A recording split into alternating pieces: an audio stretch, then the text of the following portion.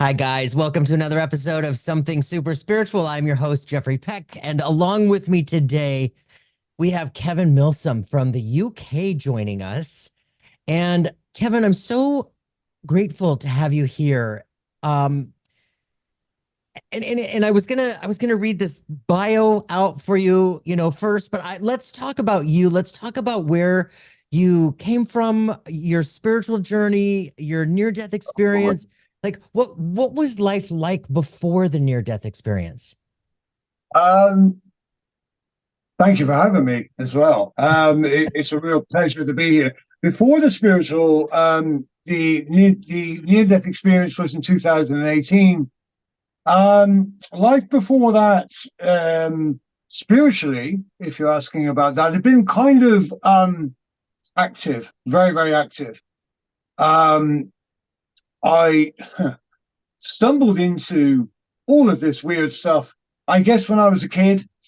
I was brought up in a shop, a store, a grocery store, and we inhabited a 18th century, very old, very rundown shop or store.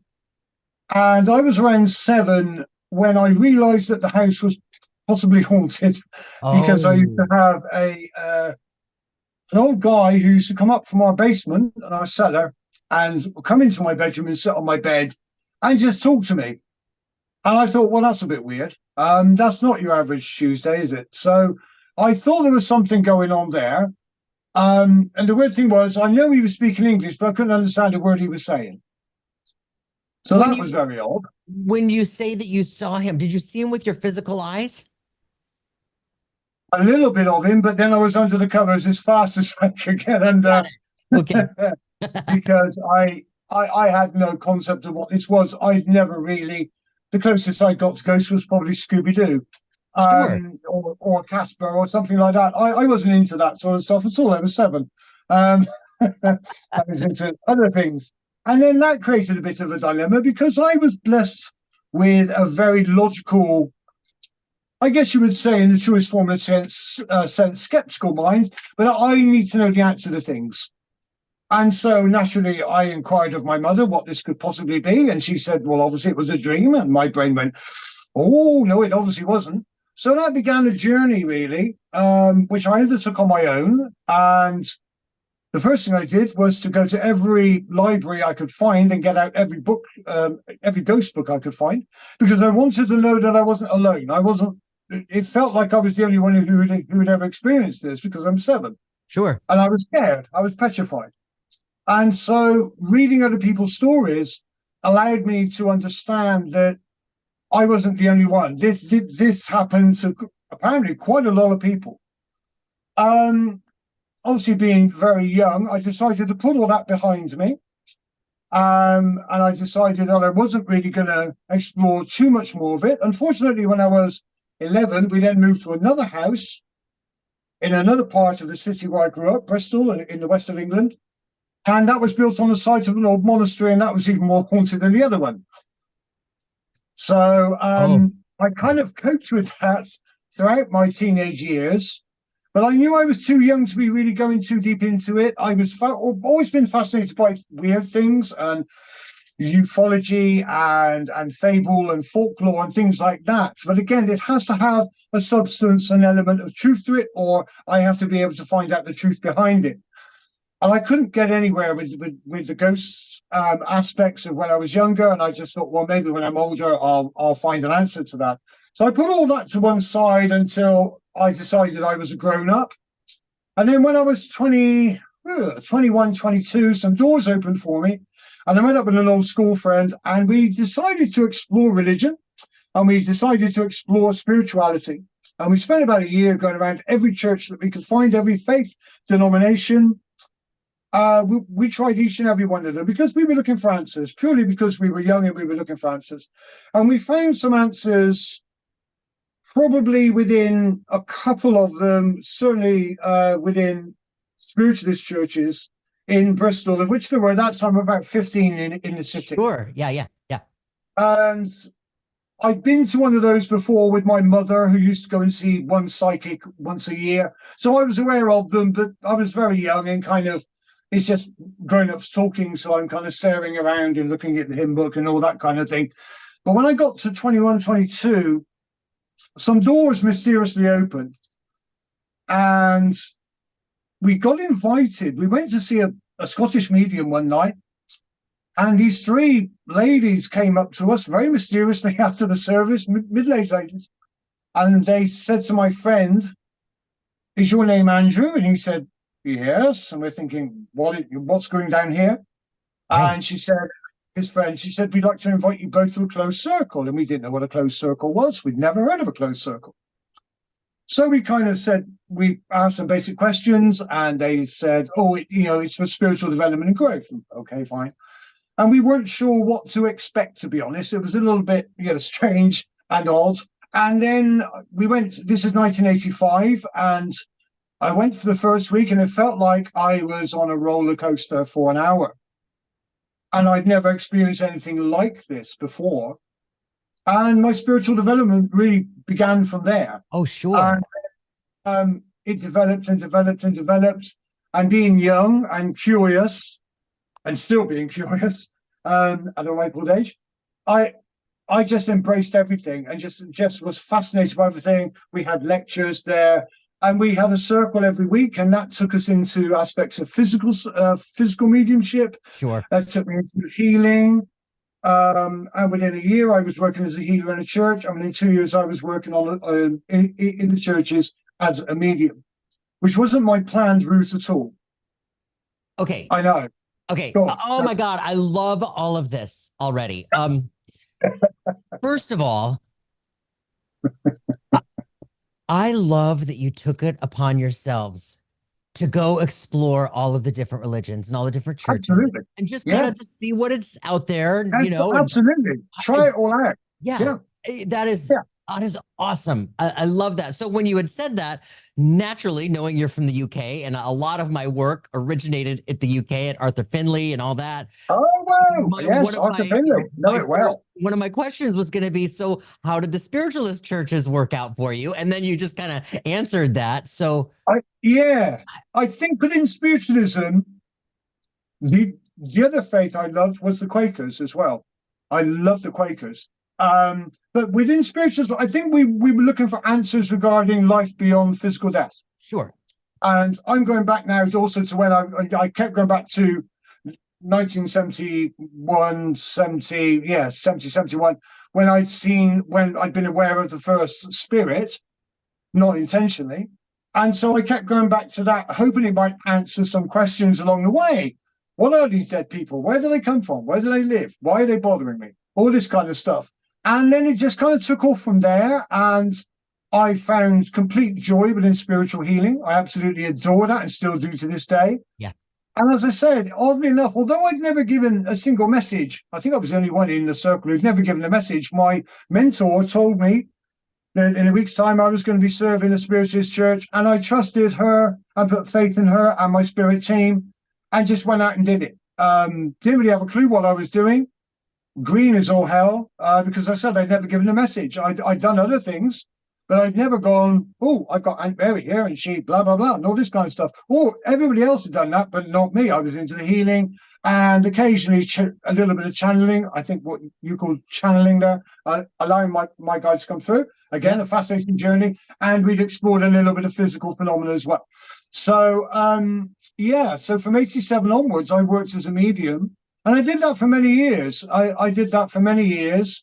I still use the mediumship in my readings, but I don't belong to the churches anymore. I did that for many, many years, decades, and then I've slowly come away from that. It's just not who I am anymore. It's just not part of my pathway. And I find now just doing one-to-one readings. I use tarot a great deal. I use other forms of foci. And I did a fair yesterday and basically just opened myself up to spirit. And the intention is always there to help other people. It's, I always say a prayer before I go. Let me just help one person. If I can help one person, then my work is done. Yeah. And I just love serving in that way. Yeah. But I think now it's more a case of it's not so structured maybe as the church services were. There's no hymns. Yeah. Yeah. But it's more one-to-one. It's meeting complete strangers. Very much, I'm sure, as you would recognize, you're going into an unknown space. You've still got the adrenaline going because Yep. you don't know who's coming. Yep. And you have the faith and the belief and the trust in your spirit team that they're going to be there for you. Yep. And then people sit down and you feel their energy psychically and mediumistically and use the tarot and things like that. And just hopefully at the end of the day, they go away brighter than they were before they came. So it's been a journey, and it's incorporated other aspects such as studying parapsychology, electronic voice phenomena, uh, numerology, tarot.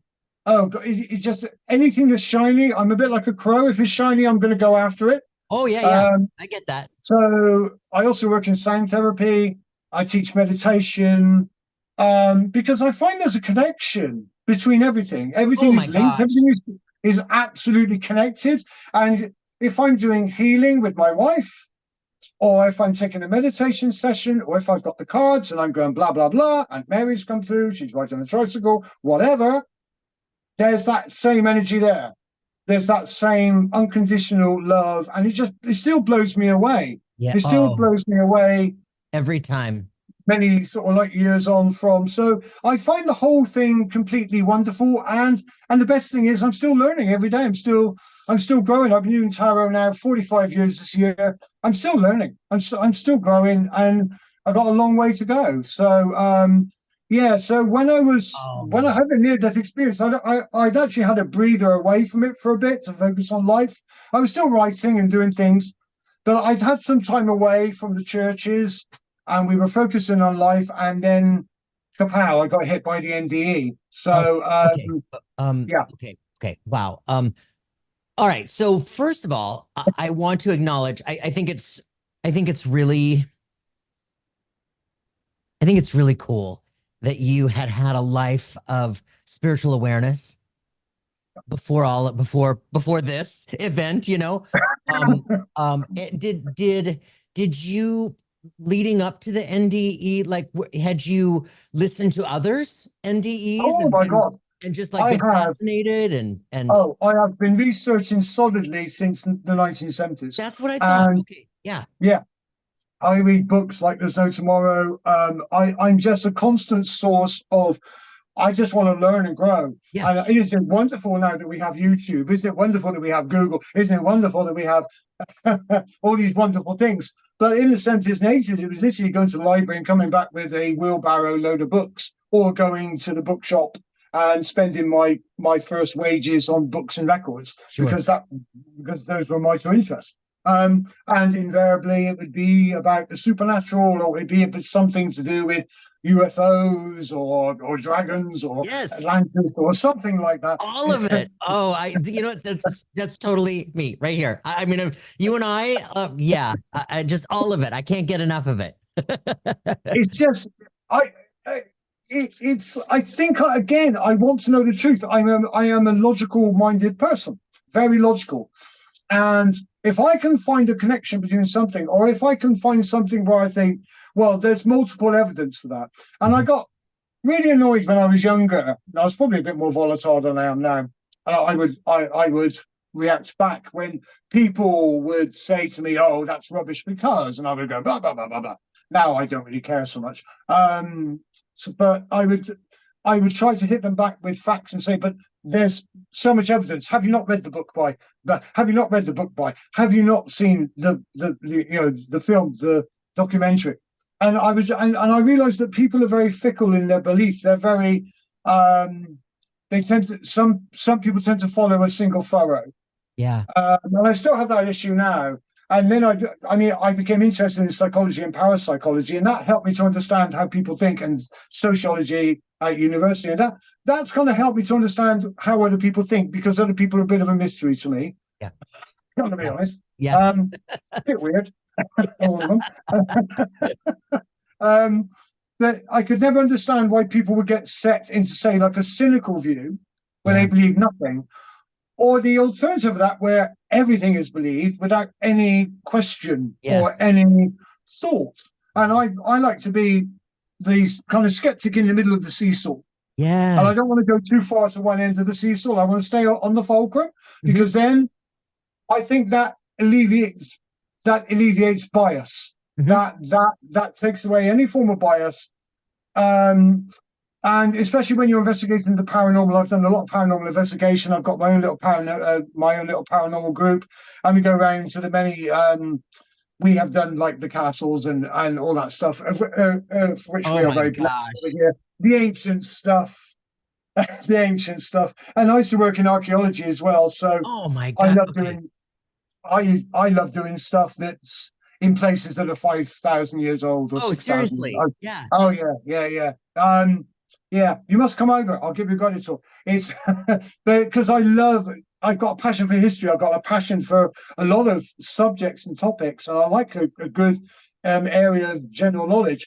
But again, for me, there has to be something in the middle. There has to Yes. be something concrete. And when I Agreed. research, especially Victorian parapsychology, around the formation of the Society for Psychical Research and the American Society for Psychical Research in the early 1880s, how they went about it is completely blows me away, because they investigate it like a police case. So we have witnesses, we have evidence, we have this, we have that, and one of the main components of that was Arthur Conan Doyle, who went on obviously to create Sherlock Holmes. And Yep. he was a major spiritualist for most of his life. Yeah. And he was a key part of the Society for Psychical Research. And it's that kind of approach that I like. So when we're looking at paranormal cases, I love to see what's the evidence there, Mhm. how many witnesses do we have, and if we have group witnesses, wow, even better. Oh yeah. Because yeah, and it just frustrates me that so many people, academics, shall we say, Hmm. or Hmm. cynics, would kind of push all up to one side, well, and say, well, I'm not even going to look at that because it doesn't exist. Right. It's not real. So they don't even look at the evidence. And I think now, I mean, if you look at NDEs, which have been very popular since the 1970s, um, the evidence that we have for near-death experiences is and growing all the time through outlets like yours, through Facebook, through YouTube, through more and more books coming out. That surely there has to come a point where we have enough evidence to at least consider the possibility that there might be some form of life Totally. beyond physical death. Yes. Totally. Totally. So what happened with yours then? Yeah, what happened with yours? I was ridiculously fit up to the age of 55, stupidly fit, and thought I was invincible. I'm diabetic. I got a wound in my foot. And the next thing I know, I have sepsis. Uh-oh. Uh-oh. And my foot has gone black, and so is half my leg. And I'm in hospital, which I've never been in hospital. It's like, where, what? And I did Wow. say to Okay. them, do I have to stay, or can I just go home and come back tomorrow? No, no, no, you're very ill. They were trying to explain to me. And I'm like, but are you sure I'm ill? Um, so they showed me the x-rays. So I went, oh, I am ill, aren't I? So they put me in a hospital bed, and they did an operation, and they removed most of my right foot to get rid of the sepsis, which had gone deep into the bone, and was traveling up my leg at a fast rate of knots. And they said, well, we got rid of some of it, but not all of it, and therefore your right leg's going to have to come off. And I went, oh, okay. And that's a bit of but I had a couple of days. Well, no, I had about a day to think about it, because they wanted to get me down the next morning. So I spoke to my wife, and I said, well, they want to take my leg off. And she said, well, what are the options? And I said, well, they can take my leg off, or I can die. That's really A or Those are B. the options. And then they sent round every psychologist who just happened to be passing my bed at the time. Oh, hello, Mr. Milsom. And managed to fit the phrase, how would life be if you lost one of your legs, into an everyday conversation. And I came to terms with it. And I said, well, look, for me, it's a no-brainer. I can have a robot leg. I can be I can be bionic. I can. It's just going to make me a little bit more different than what I already am. But I'm not going to die, and that's the main thing. Who wants to die at 55? No one. And so I was arranged to go down the following morning, first thing in the morning, at 9 o'clock, to have my right leg amputated. and it was in a bad state. My wife had watched the blackness going up the leg, and it Wow. was about up to my shin. And I was not in a good state, really not in a good state. And I remember, and also what I didn't realize is that when they think you're going to die, they wake you up every hour in hospital. I'd never been, I didn't know that because they Yeah. want to make sure that you're still, you know, Sure. there. Not the other.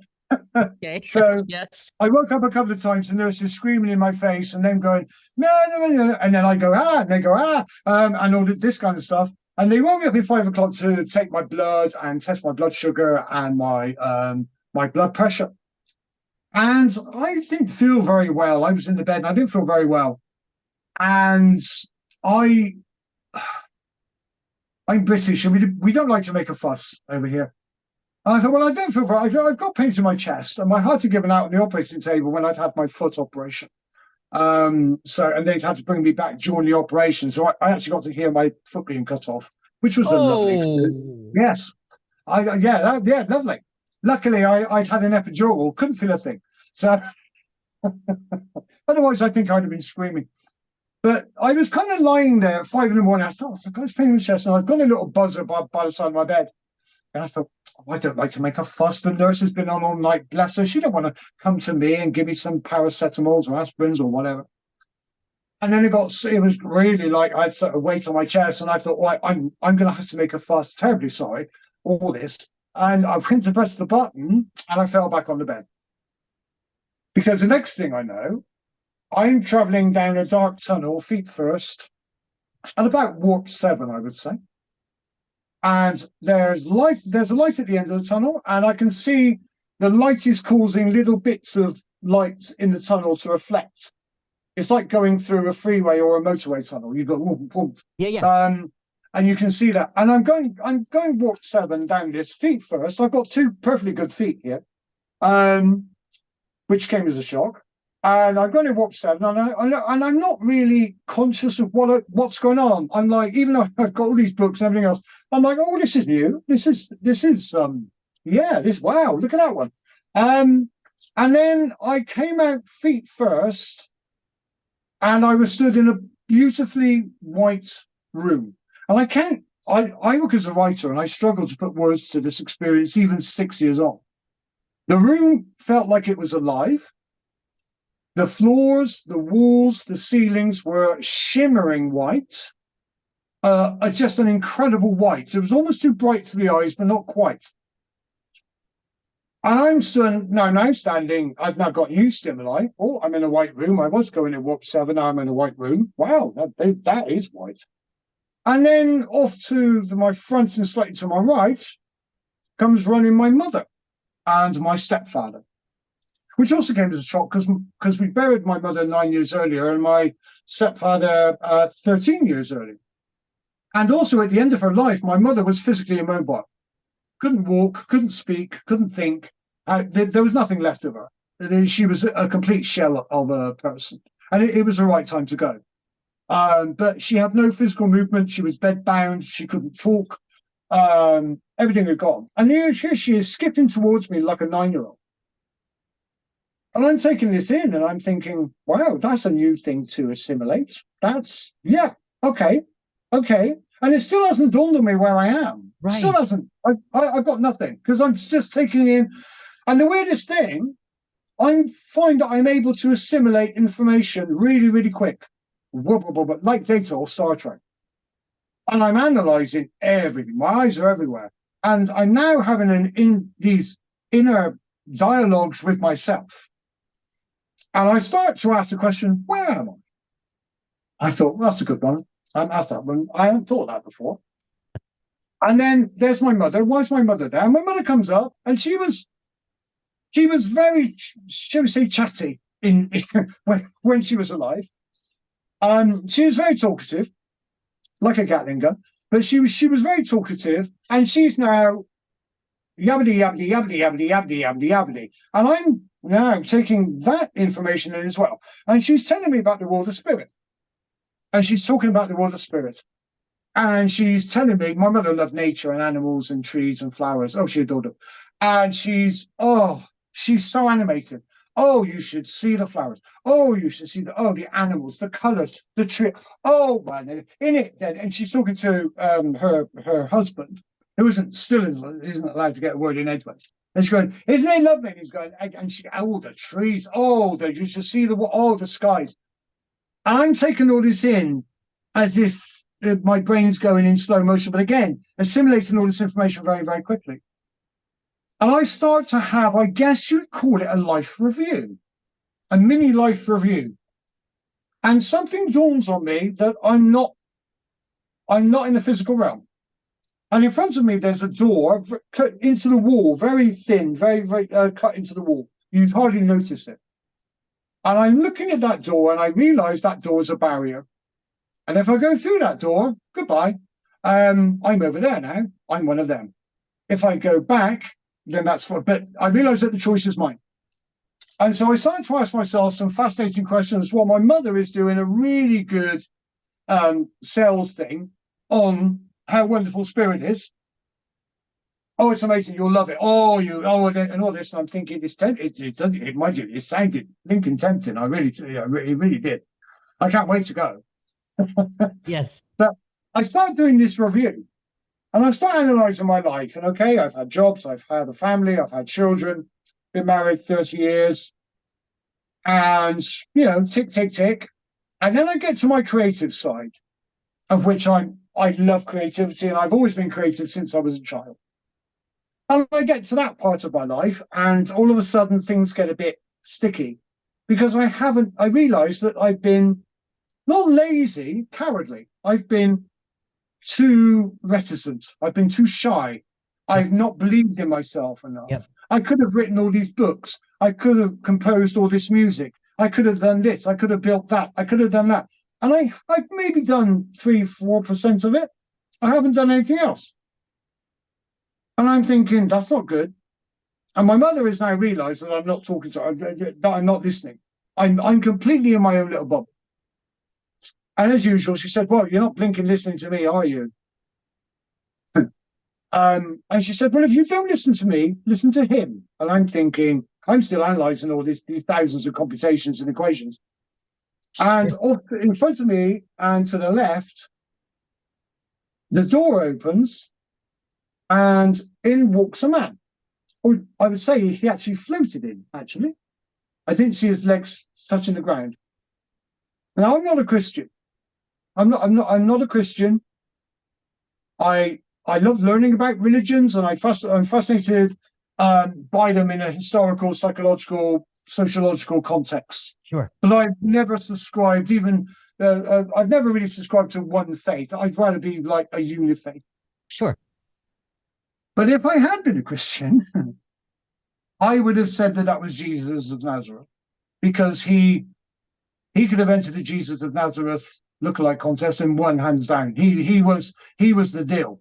He had dark hair. He had a white robe on which shimmered in color. He had the beard. I would say he had blue eyes, very strong eyes, amazing eyes.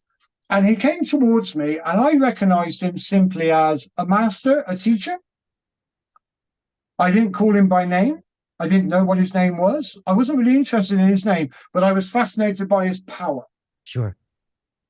And he came to me, and by this time, I've shut my mother off, and she's realized that her words are going nowhere. And she's now, so I'm now analyzing my life, and I'm going, oh, why didn't you do that in 1975? Why didn't you do that in 1982? Oh, you this, you that. And I'm getting quite agitated with myself and cross at myself because I've had multiple opportunities and doors open, and I've gone, I'm not good enough for that door. So I've walked away. And I've had a lifetime of that. Yeah. I should have had 20 books out by now and 17 albums, but I haven't because I haven't believed in me enough. Yep. And this wonderful gentleman walks towards me and he places a hand on my arm. And as he does so, I go, oh, and calm down immediately. And I'm like, wow, that's amazing. And my mother was talking to me with her mouth. It was going quite a way. Sorry, Mum. But it was. But this guy is not using his mouth. He's talking to me telepathically. and I can hear his voice in my head. I'm looking into his eyes, and he's looking into mine, and I can hear what he's saying. And he's saying, "Why are you here?" And I thought, well, that's a very good question. I'd love to know the answer to that one. And he said, "Why do you think you're here?" And I said, "Well, I don't really know." And I'm still I'm still thinking about it. And he kept, every time I got agitated, he would calm me down with just with a touch or the sound of his voice, and I would just go, "Roar," and just go into this wonderful, blissful, peaceful state. And he said, "What do you want to do now, Kevin?"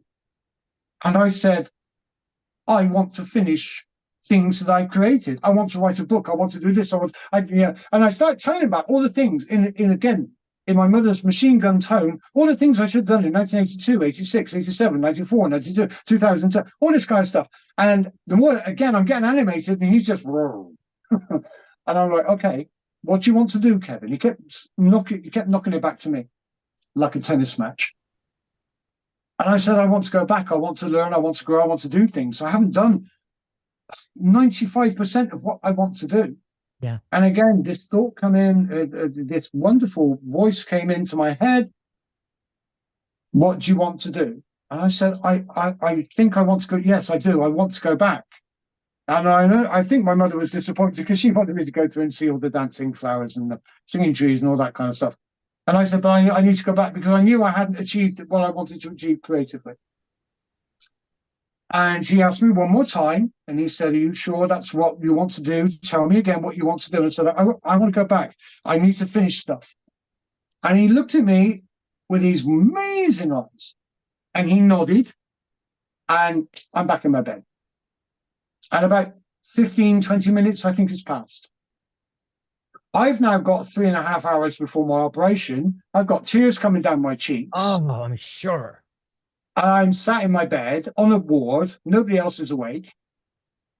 And the weird thing is here, I'm about to have my leg off because I'm dying of sepsis. And I've been very unwell. I'd not been well enough. My wife had brought me in my laptop, and I hadn't been able to look at it because I'd just been sleeping a lot. And I just wasn't feeling very well. I'd not been eating or anything. And I thought, oh, I'll have a look and see what's going on in the world, because I've been out of action for a couple of days. And as I'm lying in my bed, I feel this. It's going to sound weird. It feels like a donut with a hole in the middle. But the donut, I'm the bit in the middle, and the donut's going around me, and it's made of light and love. And I can feel this thing going womba, womba, womba, womba, womba. And I'm thinking, well, that's unusual. Even for me, that's a bit odd. And I talk to the dead. So that is quite confusing. That is quite odd. But I took it on board. And at the time, I was working as what we call a distance healer.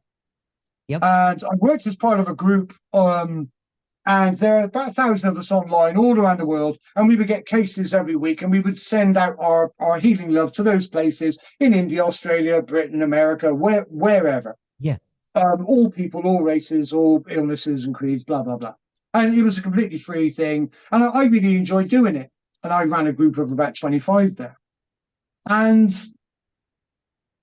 I went onto my Facebook, and I saw that my wife had asked this network to send out healing, and all 1,000 of them had said yes.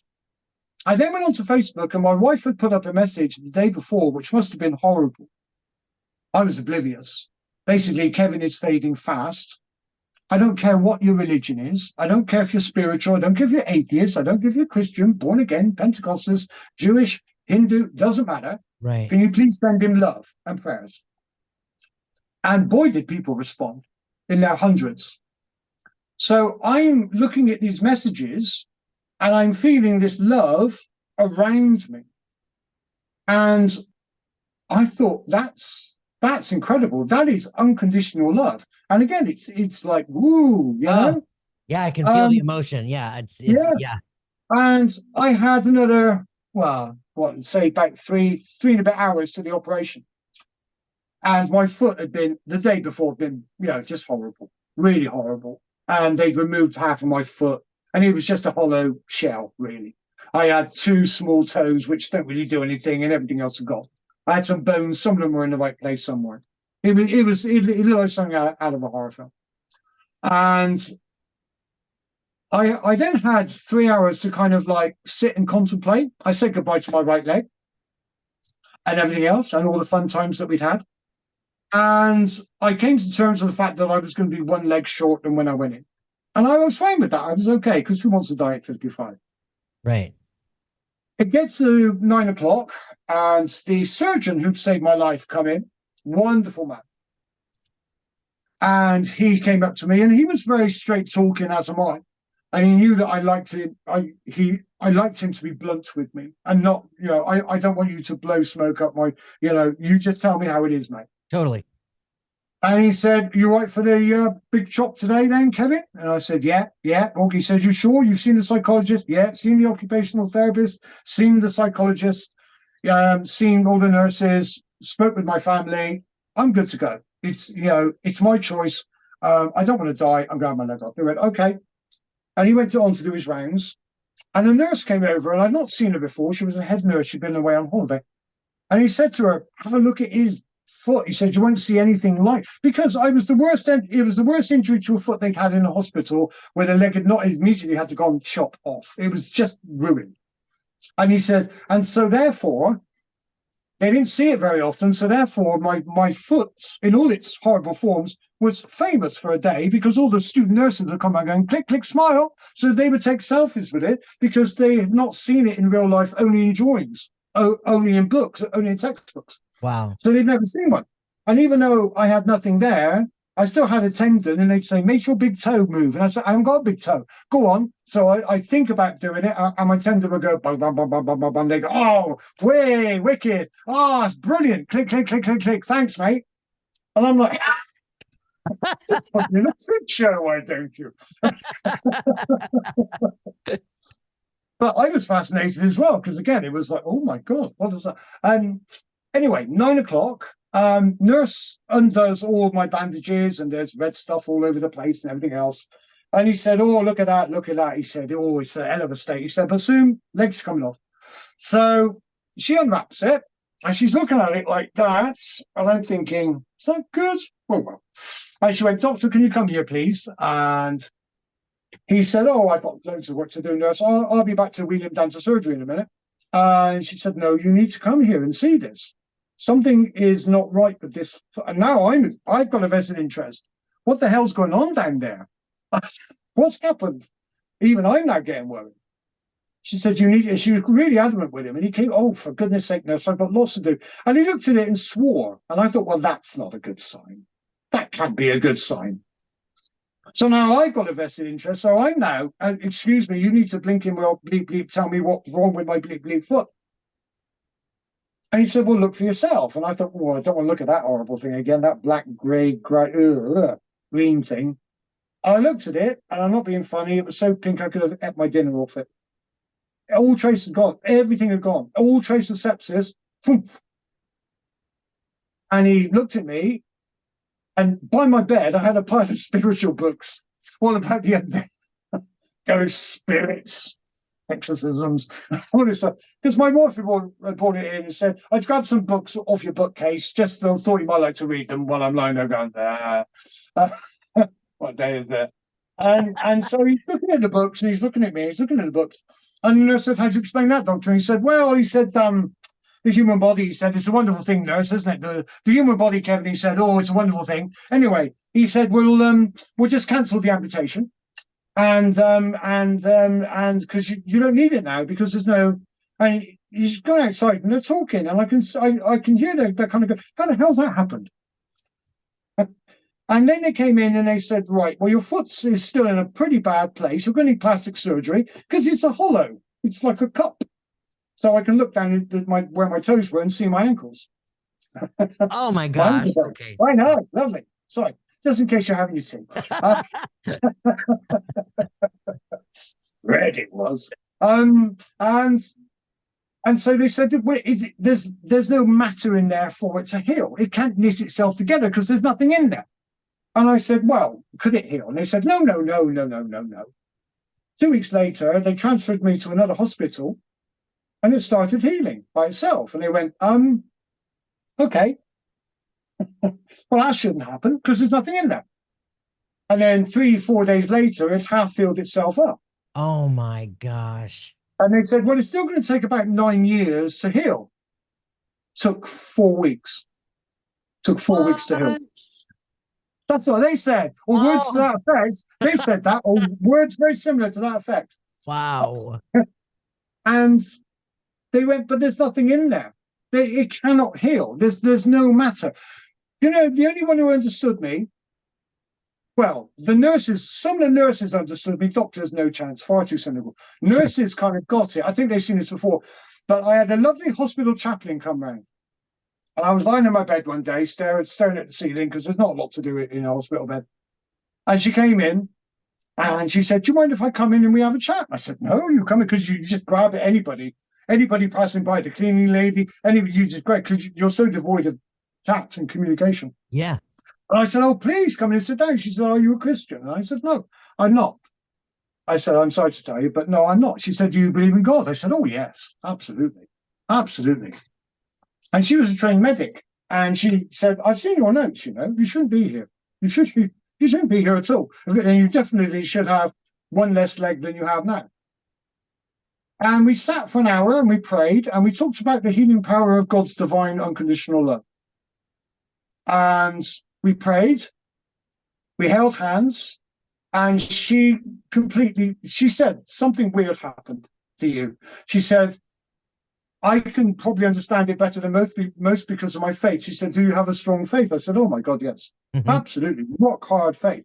It might not be the same as yours, but I believe we're all in the same boat. We're all on the same side. Yes. And we talked about just unconditional love and how powerful healing was.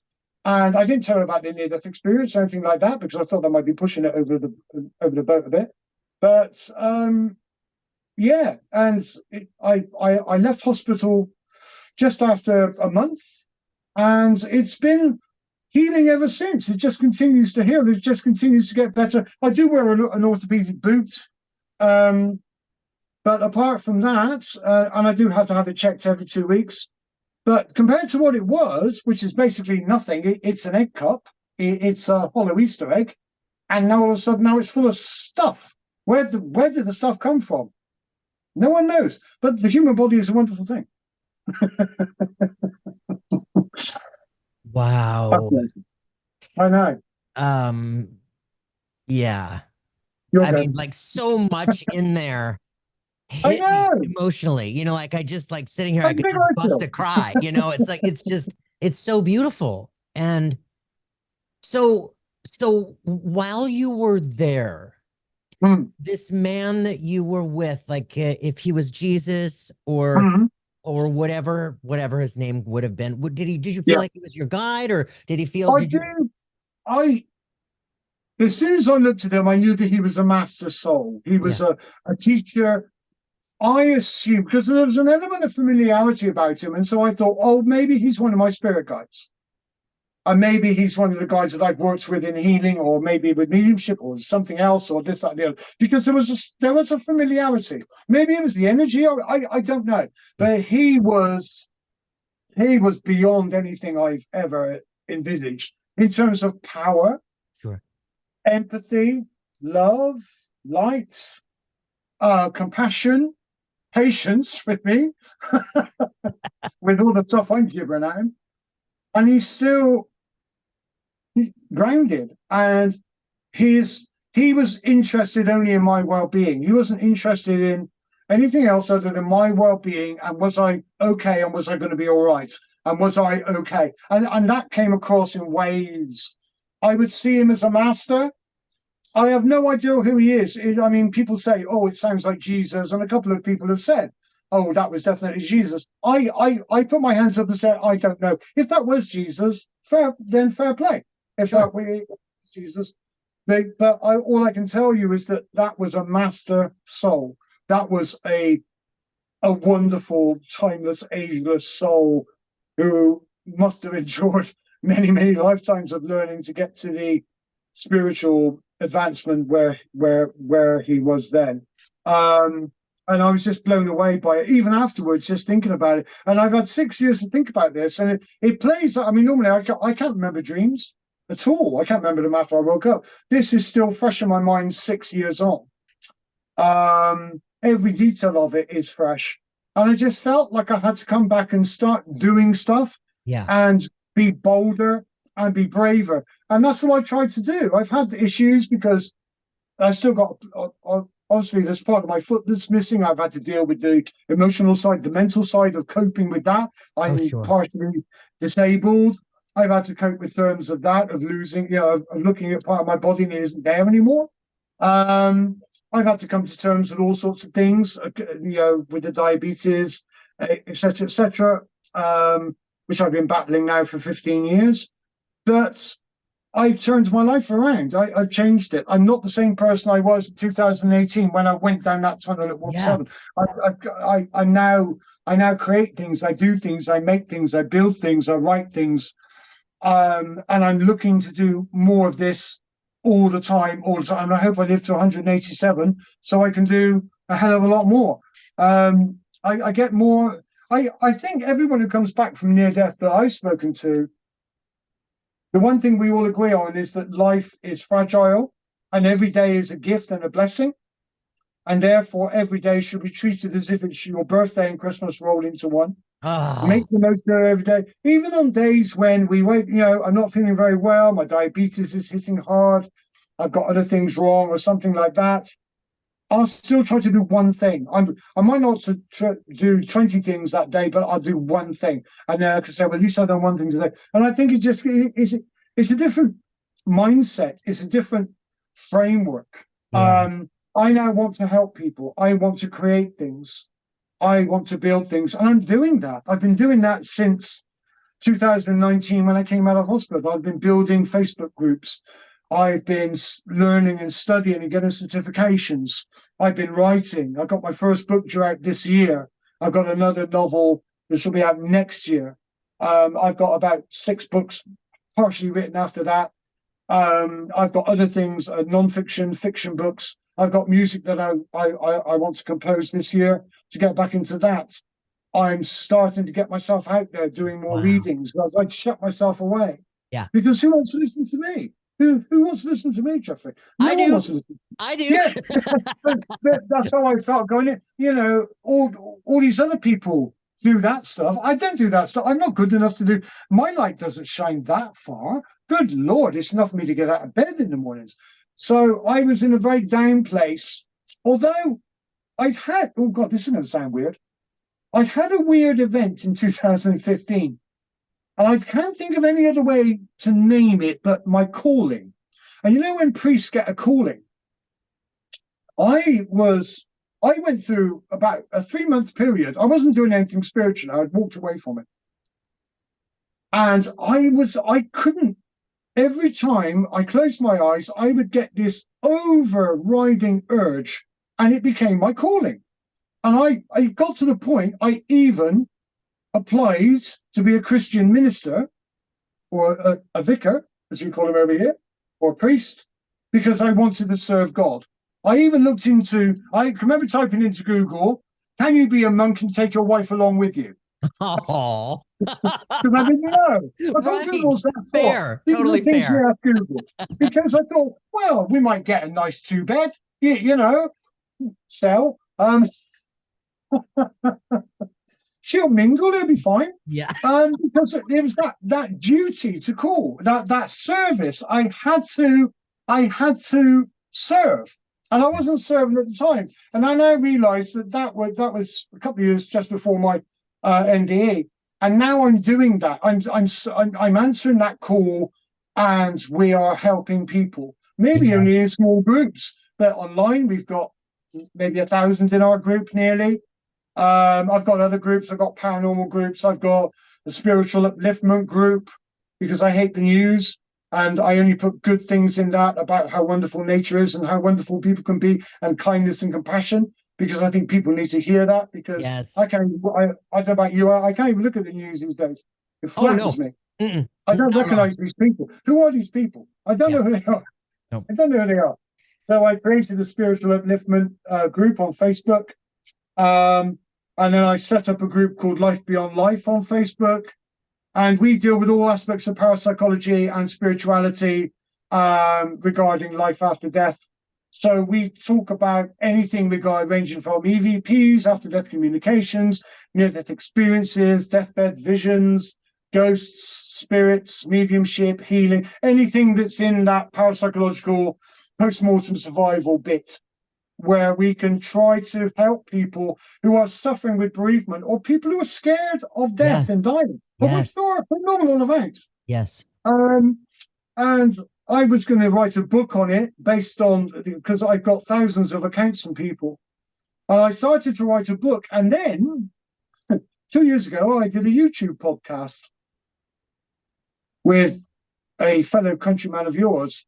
And I saw the impact that that had. And I thought, oh my God, if I write a book, that's about 3 or 4 years research. If I'm lucky, 1,000 people might buy that.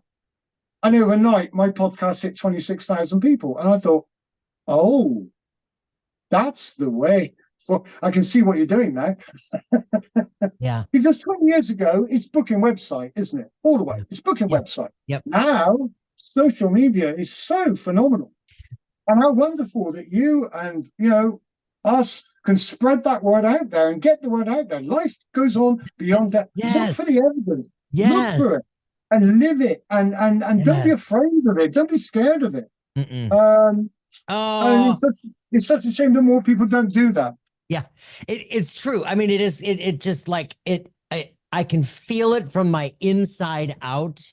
Yeah. And I just wanted to scream it from a mountaintop. So I just created my own mountaintop, with my podcast, my YouTube show, all of that, because there's so much out there that we need to talk about and be aware of and share. And I just want to share all of you with everybody who's ready and who's looking and searching and seeking. Exactly. And it must be wonderful for you to read back the comments and that you've helped one person, or you've given somebody a bit more awareness than they had yesterday morning. You've given somebody a bit of hope.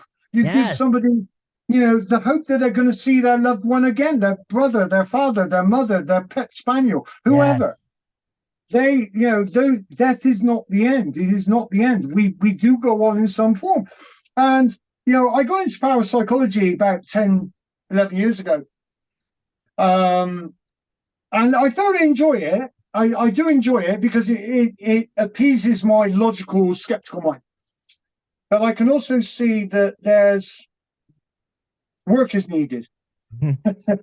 Work is needed because, again, they will only go so far, and they will not take. For example, my account that I just given you would be totally shoved to one side because, and I quote, "It is a personal experience and therefore not valid." And I want to say to them, tell me something that's happened in your life that isn't a personal experience, because I'd love to know. Something you've seen, experienced, heard, watched, that is no personal experience, but it's just them moving the goalposts because, unfortunately, Jeffrey, they can't answer the questions that we want to ask. Yeah. They can only answer amongst their own fraternity. And I think we cause them problems because we can say, well, how do you answer these things that happened in 1895? And how do you answer this over here in all these books that happened in the 1980s? And, blah, blah, blah, blah, blah. And all they can come up is with stereotypical responses. Oh, it was a dream. Usually boils down to two things. One, you're a fraud, or two, there's something wrong with you. Yep. And everything narrows down into those two channels. You're either making it up, or there's something wrong with you. You're hallucinating. You're having audio hallucinations. And it's so frustrating to see academic people trying to go down that pursuit and trying to take it seriously, and then being completely shunned by their own community. I don't know what the answer is. Maybe they're not ready yet. Maybe I think if quantum mechanics and quantum physics becomes more understandable and evolved over the next century, I think we may have more answers that way. Yeah. It just amazes me. Yeah. I truly believe that it is the bridge is being built. Yes. I feel like the bridge is absolutely being built. I think that back in the 70s, I think it's 70s, Raymond Moody, Oh, and Moody, bless him and and love him. and Yeah, Newton, Melvin Michael Morse. Newton, and Oh, Journey of Michael Souls, Newton, Melvin Morse. Yeah, all all of those. that, those guys. I mean, that granted, that's 50, 60 years ago. Yeah. But there's so much more awareness and people like yourself who have experienced something so Mm. incredible, and to be able to stand out and talk about it the way that you are and the way that the others are, and getting it out there on these platforms that we have where it's safe to talk about, um Absolutely. it's just Absolutely. it's Um, happening. and it is about that. And since coming back, I have created a lot of safe spaces, including on the internet.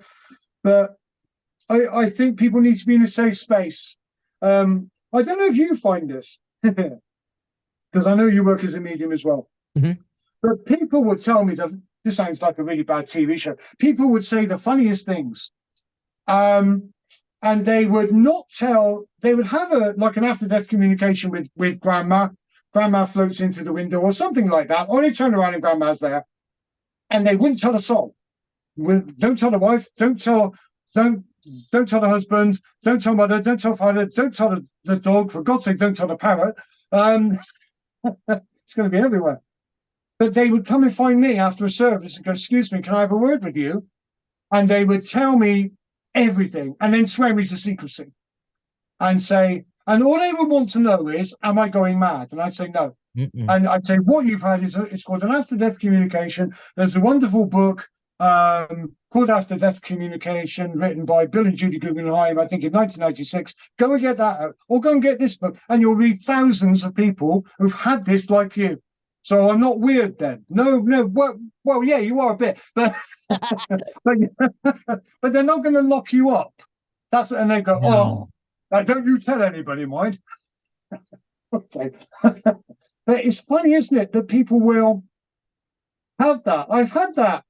I had that with a lovely religious couple who I grew up with, and they were like family to us, and they were well into their 80s, and the husband died of a stroke. But they were very heavy Christians, and the husband died of a stroke, and the lady went on without him, obviously. And about a year later, we went over to visit me and my mother back in the day.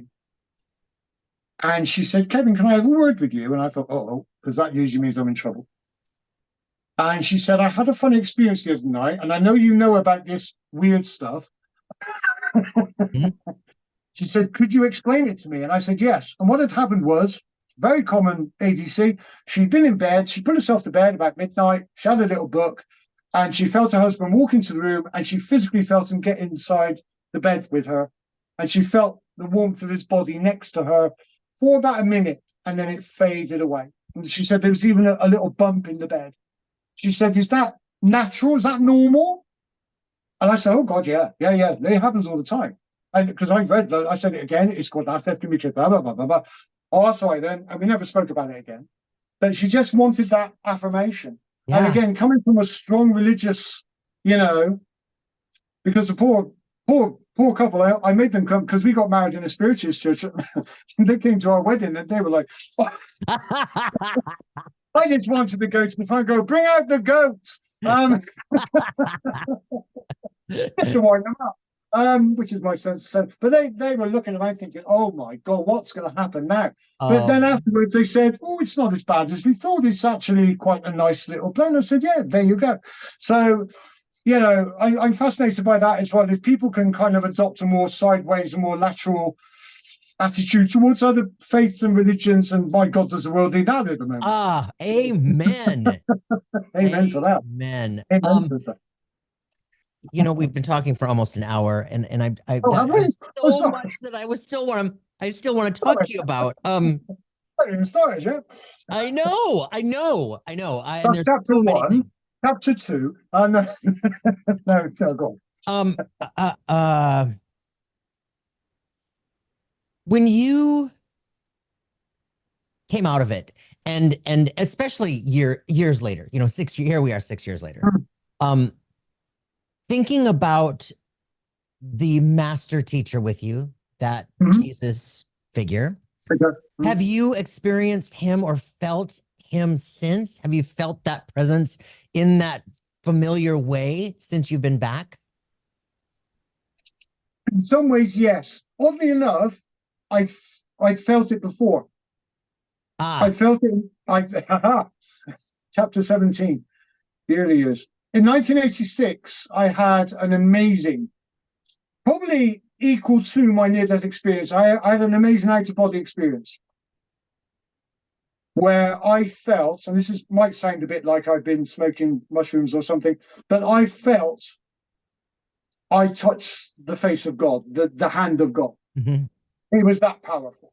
Yeah. And it involved me lowering out of my body over various dreams within a half-hour period. Because I would go to the end of my room, where the wall was gone, and I was learning to fly. I was that light. I could fly. And then I would get about 100 feet off the ground, and my brain would go, "You can't fly." And I'd start to plummet, and then I'd wake up in the bed, and I'd think, "God, that was a bit weird." And then immediately I'm back in. I thought, well, this has never happened before. And I had that about 5 times in a row. And eventually I got to a point where I was literally maybe 1,000, 2,000 feet up. And this wonderful hand came out of the sky. And I flew towards it. And as I touched it, and again, this is going to sound again like maybe odd, but I can 30 Kevin, nearly. Kevin, Go. What's that? that's What's my that? REM pod. Oh, My REM pod's going off as you're talking about this. they're here. I touched a finger flying, and as I did so, okay, how do I say this without sounding like a crackpot? I became aware of everything. I became aware for a few seconds, a few blissful seconds. A, I was at total peace. B, I knew the answer to everything. It's like I was connected with the entire universe. Yeah. And I was, oh, my days, all words to that effect. And I was just aware of everything. Everything made sense. I was at one with everything. And then I woke up in my bed, again, tears coming down the cheeks. And I tried solidly for 4 hours to do that again, couldn't do it. Never happened since. But that feeling that I'd had of touching that finger was equivalent to what I had in my near-death experience in that room, and when that gentleman walked in.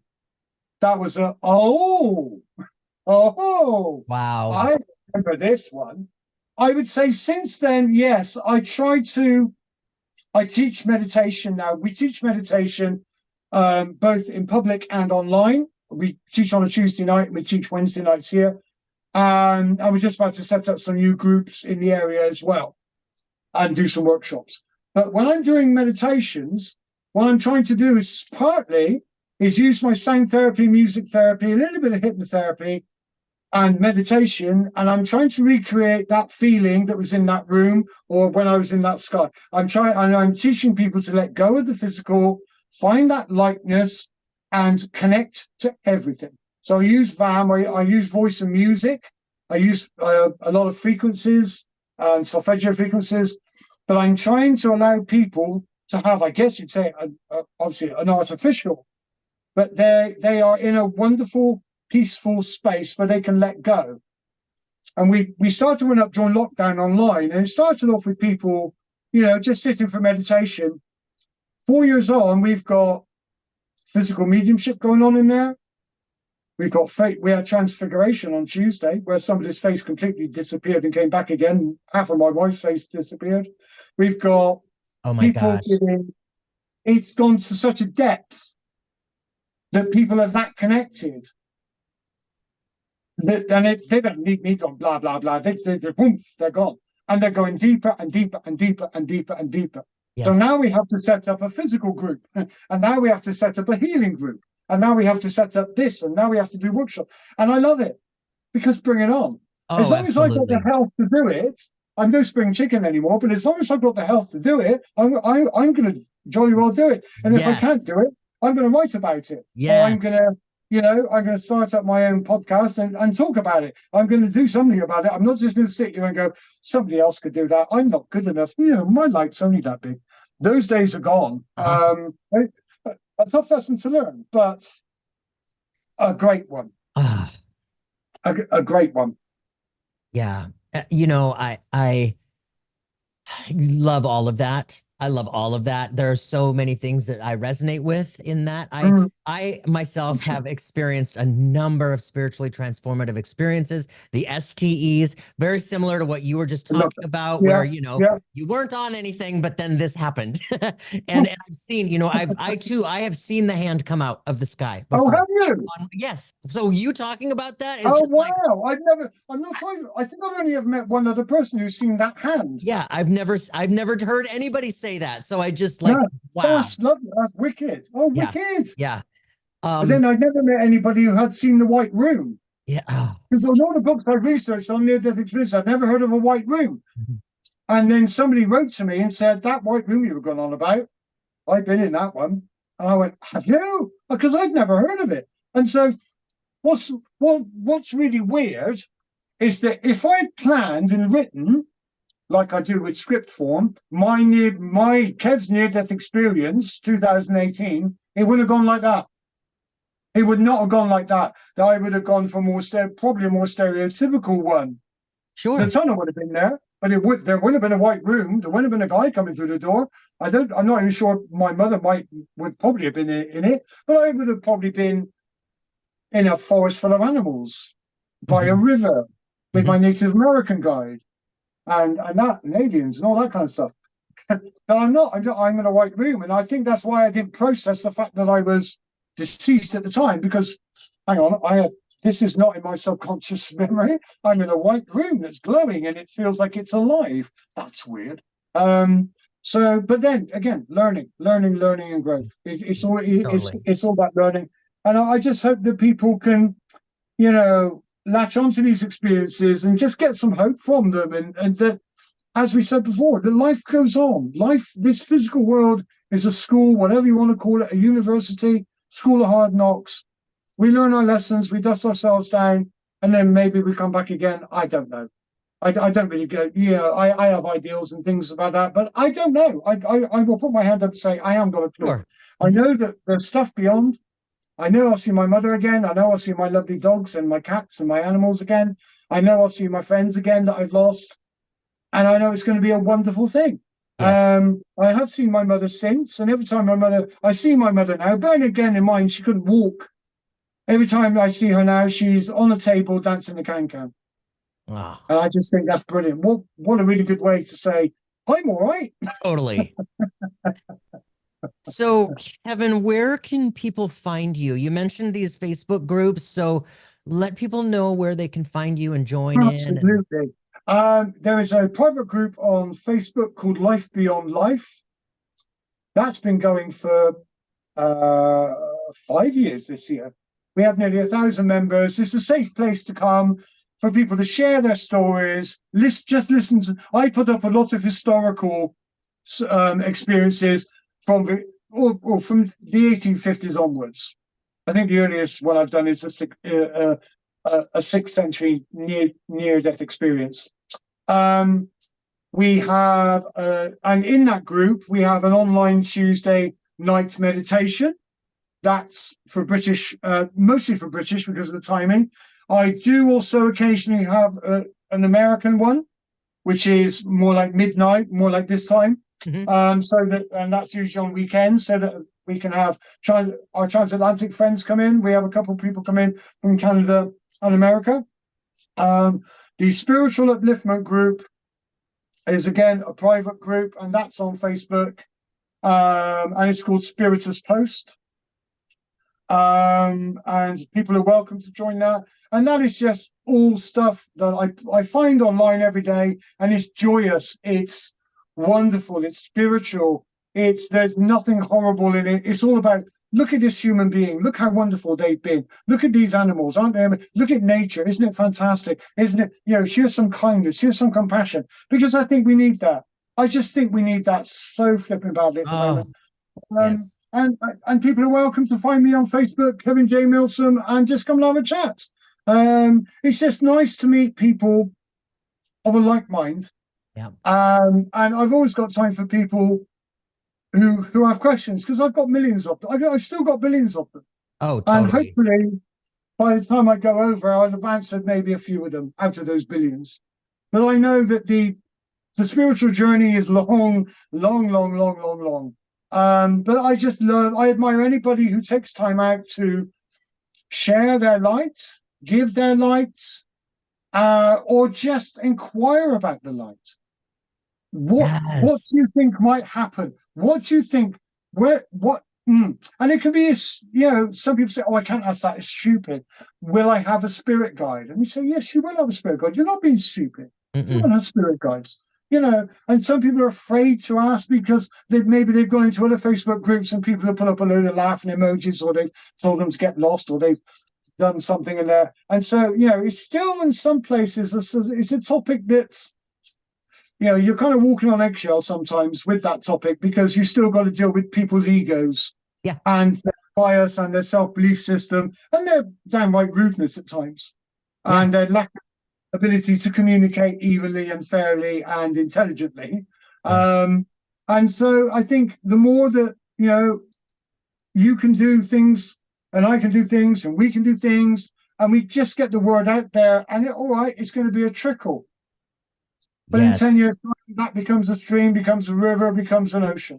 And I Yeah. think that it has to come that way. It has to come that way. We don't have the physical evidence, the scientific evidence, based on science that we currently understand, Yep. to answer those questions. But then we don't in archaeology either. Most of archaeology, we haven't got a clue. Yeah. We just put a little plaque up and go, we think that was some people who wore hats. We haven't got a clue. It's 7,000 years ago. We don't Yeah. know. We don't know their names. We haven't got a clue. But academics don't always like to say, "I don't know." And I don't think there's any harm in saying that. I mean, we generally don't know. I have theories and opinions the same as everybody else. But at the end of the day, they're just ideals. I may be right. I may be wrong. I'll find out when I do get to go through that door and I get to see all the flowers and the trees and the singing grass and everything else. And it will be a blessed day. I'm in no rush to get there because I've got too much to do. Yeah. And a large part of that now is just to try to help as many people as we can and get the word out there and just get people thinking in a different way, in a more balanced way, an open way. And don't be too dismissive, and don't listen to them over there, because they're not going to give you the answers. You might as well ask a drunk person in the park. You're not going to get a sensible answer from, because they're locked in their own little towers of bias and everything else, and self-belief. But if we can just research and read books with an open mind, oh, this happened. Now, can I explain that logically? I expect, like you, I've been blessed to have probably dozens, if not hundreds, of things happen in my life where, and I know what they're doing, the little so-and-sos, they're testing my logical brain, because they know that I'm going to be analytical. Oh. And they go, and so they make this thing happen, and then I can just see them sat back going, "Go on then." And I'm going, well, if the wind cut, no, I know this, and they're going, "Not so easy now, is it, mate?" And I would like to do that in spirit, actually. But it's it's a journey. It's a journey, and I'm sure you've had those experiences as well, where the logical brain just goes, "I surrender." It's true. I've got nothing. Yeah. Because objects can't move through physical walls, which is my big dilemma. And then inanimate objects can't make a noise, and so that's a dilemma. And a voice can't come out of thin air, and that light can't appear out of thin air, and blah blah blah blah blah. And so, again, I think if we just start asking ourselves some serious questions, can we explain it logically? If not, could there be a parapsychological, could there be a spiritual, whatever you want to call it, answer? And then could that answer lead to more data to suggest, not to prove, but to suggest that the physical life terminates and spiritual life goes on? And we'd be quite happy with that. But when they come out and go, no, it's all a little bunkum, it's all this is nonsense, by not even looking at the evidence, then that's what irritates me. Yep. But hopefully it's going to change. It is. It is. Hopefully, in time. Little by little. Little by little. Yeah. I think that's the only way. I think too soon would be too much. I don't think people the world would change dramatically. Yeah.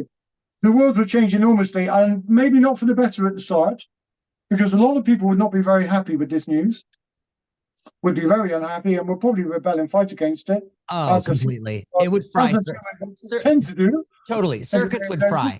Circuits would be frying all over the place. Oh, it would be bedlam. Bedlam. But I think over the course, like we've got used to space rockets, and if you think that in 1900 we didn't even have an airplane, and yet 60 years later we've got rockets in the sky, and in 1970 in my home city they built the first supersonic airplane, Concorde, which could go twice the speed of sound, and yet 70 years earlier we couldn't even get a balloon off the ground. You couldn't get a plane off the ground. So the 20th century has been a real roulette wheel of stuff happening, and so much change. And I think if it carries on, we're going to go at the same speed. And I just hope it's not too quick for some people. But I think the spiritual revolution is definitely here. And it's through people like yourself that are helping that to spread and flourish. So fair play you, sir. Yeah. Fair play you, I say. Thank you. Absolutely. And you. Thank you. Thank you, Kevin, so much for being here. It's been an absolute delight to sit here. I got to tell you, like you're just so cool and easy, and so easy to talk with, and thank you. The text in the post, by the way. Thank you.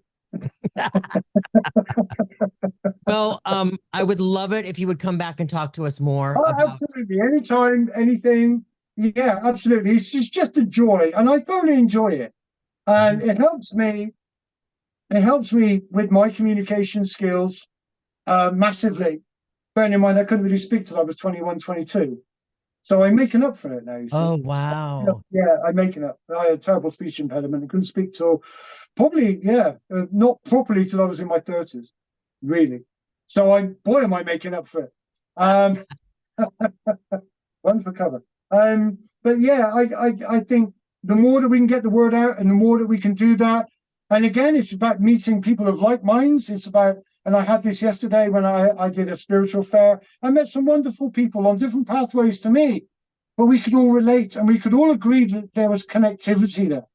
Yes. So you did that, and I do this, but we meet in the middle. And then you come along and, you meet in the middle. And that middle bit is all about love and light and truth, and just the connection with every living thing, not only on this planet, I think in the universe. Oh, in the multiverse. Absolutely. And I think just the more we can do that, the more joyous it is, and we just spread a little bit of light out there. And if that helps, that's always my philosophy when I'm doing a reading. If I've got a day of readings, I say, if I can help one person, that's it, job done. I just want to help one person. If one person comes in with a frown and goes up with a smile, woo! Yes. That's it. Because that's like a superpower. I am Batman. Amen. Perfect. I wish. I've got the underpants. It is about spreading light. It is about spreading love out there. And especially, I think, for us NDEers, or even people who've had ADCs or seen ghosts, get that message out there, because people need to hear. And you might get shouted down in the pub or in the office, but if you come to places like yours and mine, you're not going to get shouted down. People will go, "Oh, that's it." Now, that funny you should say that, because in 1979 that happened to me, and that happened to my mother, and that happened to them over there. And so we begin to understand that we're not alone. Like me with my ghost in 1970, 71, I'm not the only person who's experienced this. I'm not being picked on. I thought I was going to go to hell because we just done Satan in Sunday school. Oh, I thought, I'm in trouble. They're coming through the walls now, sitting on my bed. So I really thought I was in trouble. It was only through reading that I thought, this, I read about famous ghost cases in the UK and USA. oh, I'm not the only one. And I think if we can pass that feeling on to other people who've had these experiences, you're not the only one. There are a growing group of us. And, we know stuff. We know some stuff. We don't know it all, but we know some stuff. Mhm. And yeah, so, Mhm. but absolutely, it'd be lovely to come back and chat to you anytime. Thank you. You're Lovely. amazing. You're amazing. Totally Thank you so enjoyed it. much. You guys Totally have been enjoyed it, watching sir. another episode of Something Super Spiritual. My name is Jeffrey Peck. Kevin Milsom, thank you again. You guys will be talking again next week. Thank you again for listening to the Something Super Spiritual podcast. If you know someone who would enjoy this episode, please do share it with a friend. For show notes, links, and to purchase a mediumship reading, my website is somethingsuperspiritual.com. You can also easily subscribe and follow the show on your favorite app, sign up for my newsletter for bonus content, and to keep the conversation going, you can easily join the Facebook community. It's all right there at the website, somethingsuperspiritual.com. Signing off for now, namaste.